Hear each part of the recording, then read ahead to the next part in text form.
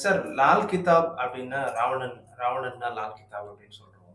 அப்போ ராவணன் வந்து லால் கிதாப் மட்டும் தான் குறிப்பா எழுதியிருக்காரா?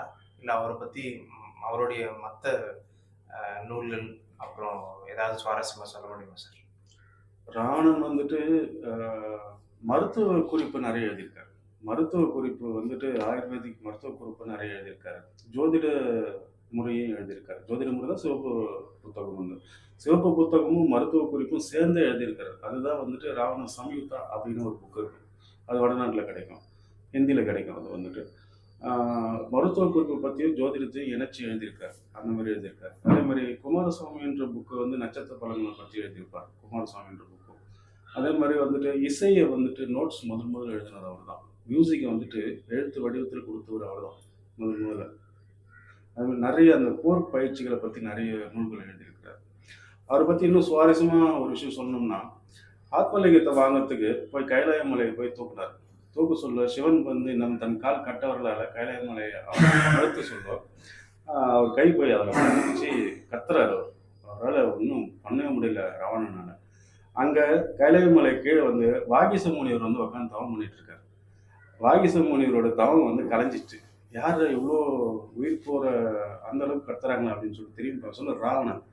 சரி போயிட்டு வாகீச முனிவர் போயிட்டு ராவணன் கிட்ட, "நீ வந்துட்டு கத்தாத.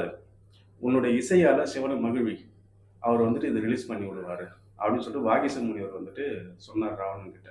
அங்கேயே வந்து தான் முதுகெலும்ப உடைச்சு எடுத்து, தான் தொடையில இருக்கிற நரம்ப பிச்சு எடுத்து, அ ஒரு ஒரு யாழ செய்து, அதுல வந்து காம்போதி ராகத்த வாசிச்சு, சிவன குளிர வச்சு, அந்த க க அந்த மலையிலேருந்து விடுபட்டார் ராவணன். ராவணனுடைய இசையில மெய்மறந்து அவரு ரொம்ப மகிழ்ச்சியாகி ராவணனை விடுவிச்சாரு. அதுக்கப்புறம் ஆத்மலிங்கத்த குடுத்துட்டார். சரிங்களா? இது விஷயம் சொன்னதுக்கு வாகீச முனிவருக்கு சாபம் குடுத்துட்டார் சிவன். இந்த விஷயம் நீ சொல்லியிருக்க கூடாது ராவணனுக்கு. ராவணன் வந்துட்டு என்னோட பக்தன் தான். பட் ஆனா என்னோட கைலாய மலைய தூக்கிட்டு போய் அவன் லங்கைல வைக்கணும்னு நினைக்கிறது மிகப்பெரிய தப்பு. அவனுக்கு இந்த மாரி ஒரு பரிகாரம் நீ குடுத்திருக்க கூடாது. அதனால வாகீச முனிவருக்கு வந்துட்டு நீ போய் பூலோகத்துல மனிதனா பிறந்து உன்னுடைய பாவத்த கழிச்சுக்கோ அப்படின்னு சொல்லிட்டு சிவன் வந்துட்டு சாபம் குடுத்துட்டார். சிவன் வந்துட்டு ராவணன் கிட்ட வரம் கேட்டார். என்னன்னு வரம் கேட்டார் தெரியுமா? ராவணன் தானே சிவன மகிழ்விச்சு வரம் வாங்குவார். இதுதான் நம்ம கேள்விப்பட்டிருக்கோம். ஆனா ராவணன் கிட்ட வந்து சிவன் வரம் கேட்டார். உனக்கு எல்லா வரத்தையும் நான் குடுத்துட்டேன். உலகத்துல உன்ன மாரி ஒரு மனுஷன இதுவரைக்கும் நான் பார்க்கல.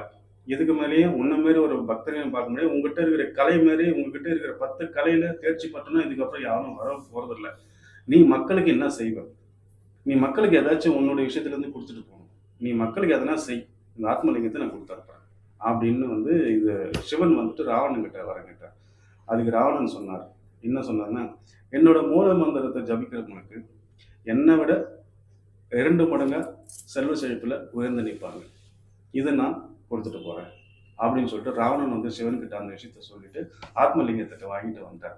அந்த மாரி ராவணன பத்தி சொல்லணும்னா ஏகப்பட்ட விஷயத்த சொல்லிக்கிட்டே போலாம். ஏன்னா ராவணன் வந்துட்டு 10 தலைன்றது இல்ல. 10 கலைகளுக்கு அதிபதி அவரு.